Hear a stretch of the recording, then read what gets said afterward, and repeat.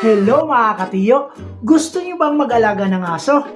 Ipapakita ko sa inyo ngayon kung ano yung mga benepisyo sa pag-aalaga ng aso. Wow! Benepisyo number 1, libreng alarm clock. Hindi mo na kailangan ng phone alarm, gigisingin ka nila ng eksaktong alas 5 ng umaga gamit ang mga malasirena nilang tahol o dila nila na may amoy na kung ano.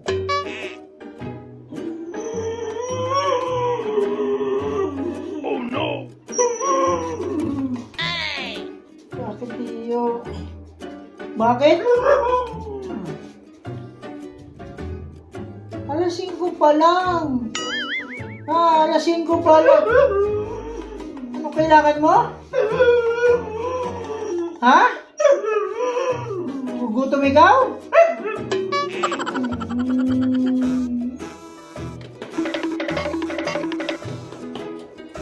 Ano yan? Ba't ang baho? Mabaho. Ano ba kinain mo? Amoy durian. Oo. Amoy durian.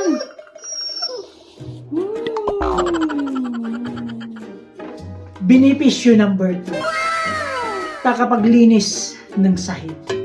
Lahat ng nalalaglag na pagkain sa lamesa o sahig ay kusang mawawala. Hindi mo na kailangan mag-isip kung sino ang magliligpit.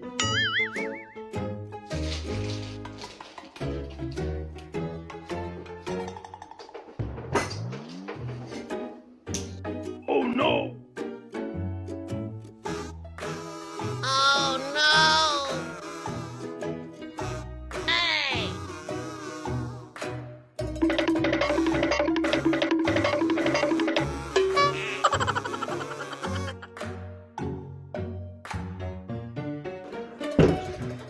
Benepisyo number 3. Walang personal space.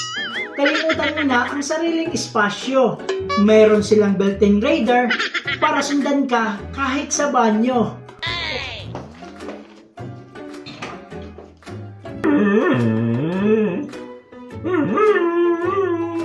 Oh no!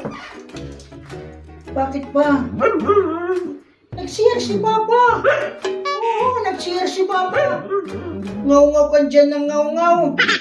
Kahit saan na lang talaga.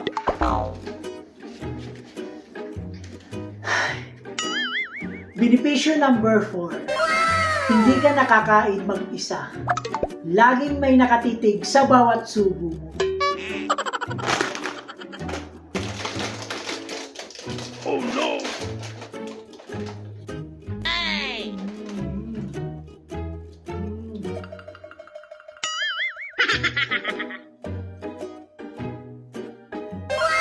Benepisyo number 5. Pinakamagandang benepisyo. Wow! Akala mo, ikaw ang may-ari ng aso. Pero ang totoo lang, ikaw ang inaalagaan at inuutusan nila. Ikaw yung tagapulot ng tubo.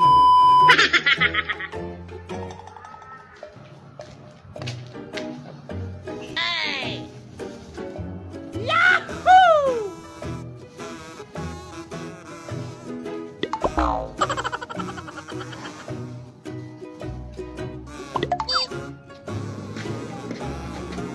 Hey!